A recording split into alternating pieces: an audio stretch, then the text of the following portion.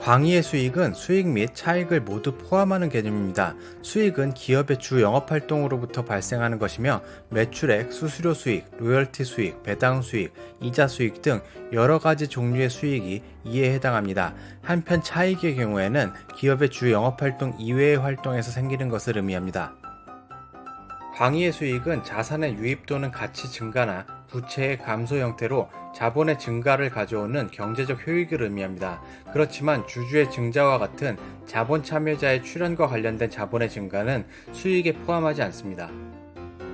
기업회계기준서 1115호에서는 수익 인식과 측정에 대한 회계처리 기준을 제시하고 있는데 계약 상대방이 고객인 경우에만 해당 기준서가 적용됩니다. 여기서 고객이란 기업이 통상적인 주 영업활동을 수행한 결과물인 재화나 용역을 적절한 대가로 교환하여 획득하기로 계약한 계약 상대방을 의미합니다. 기업이 조인트 벤처를 통해 특정 기업과 계약을 체결했는데 해당 계약 당사자들이 조인트 벤처의 활동이나 과정에서 생기는 위험과 효익을 공유하는 경우 해당 계약 상대방은 당연히 고객이 아닙니다.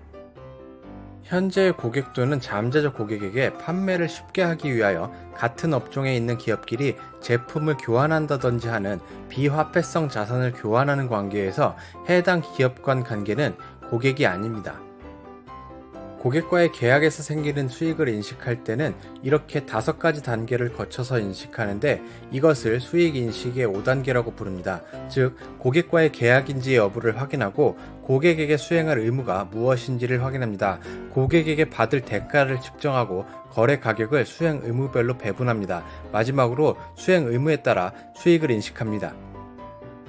계약은 둘 이상의 당사자 사이에 집행 가능한 권리와 이에 대한 의무가 생기게 하는 합의를 의미합니다. 계약상 권리와 의무의 집행은 법률적인 문제이고 서면 또는 구두로 그리고 기업의 사업 관행에 따라서 암묵적으로도 체결 가능합니다.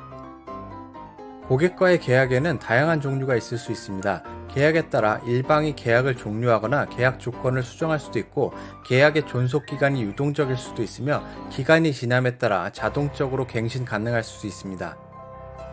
계약 체결의 일방이 전혀 수행되지 않은 계약에 대해 상대방에게 어떠한 보상도 하지 않고 계약을 종료할 수 있는 권리를 가진다고 하면 해당 계약은 존재하지 않는다고 봅니다.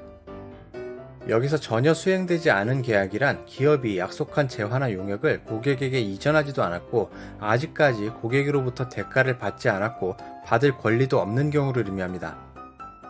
KIFRS 1115호 고객과의 계약에서 생기는 수익에서 고객과의 계약의 경우에는 이런 5가지 조건을 모두 만족하는 경우에 계약으로 판단합니다. 즉 계약 당사자들이 계약을 체결하고 합의한 이후에 각 당사자의 권리나 재화나 용역의 지급 조건을 식별 가능하며 계약에는 상업적 실질이 존재해야 하고 재화나 용역의 제공에 대한 대가의 회수 가능성이 높아야 합니다. 여기서 상업적 실질이란 기업이 고객과의 계약을 체결한 결과로 기업의 미래 현금 흐름에 위험, 시기, 금액 등이 변동될 것으로 예상되는 경우를 의미합니다.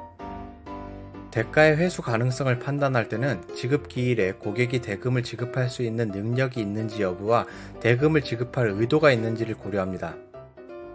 고객과 체결한 계약이 계약 개시 시점에 계약에 해당하는지에 대한 판단 기준을 충족한 경우에는 사실관계나 상황에 유의적인 변동 징후가 없는 경우에는 재검토하지 않습니다. 유의적인 변동 징후라는 것은 예를 들면 고객의 경영 상태가 현저히 악화되어서 지급 능력이 약화되는 경우 등을 의미합니다. 만약 고객과의 계약 시점에 계약으로서의 판단 기준에 충족하지 못하는 경우에는 나중에 충족되는지를 판단하기 위해서 지속적으로 재검토합니다.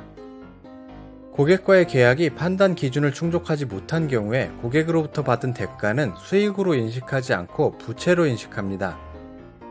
그런데 특정 조건을 만족하는 경우에는 수익으로 인식할 수도 있습니다. 고객에게 제공해야 하는 재화나 용역에 대한 의무가 없고 계약이 종료되었으며 대가를 받았지만 이에 대한 환불 의무가 없는 경우가 이에 해당합니다. 만약 별도로 체결한 계약일지라도 이러한 요건에 해당하는 경우에는 하나의 계약으로 보아 회계 처리하게 됩니다. 즉 실질적으로 계약 조건을 일괄적으로 협상하거나 하나의 계약과 다른 계약의 가격이나 계약 조건이 밀접히 관련되어 있는 경우, 그리고 계약은 복수일지라도 여기서 약속된 재화나 용역이 단일 수행 의무에 해당하는 경우 등이 있습니다. 계약 변경이란 계약을 체결한 당사자 간 계약의 범위와 계약의 가격을 변경하기로 합의한 것을 의미합니다. 예를 들면 주문한 재화나 용역의 변경, 이에 따른 가격의 변경 등을 예를 들 수 있습니다.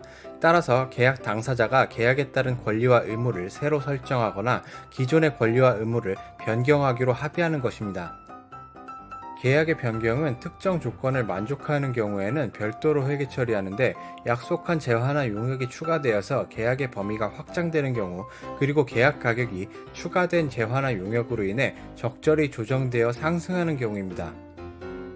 계약의 변경이 있었지만 별도 계약으로 보는 요건에 충족하지 않는 경우에는 나머지 재화나 용역이 구별되는지 여부에 따라 회계 처리 조건이 변경됩니다.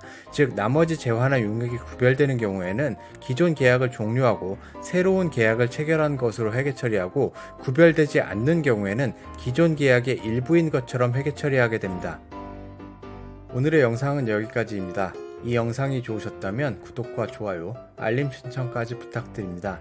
다음에 더 좋은 영상을 올릴 것을 약속드립니다. 고맙습니다.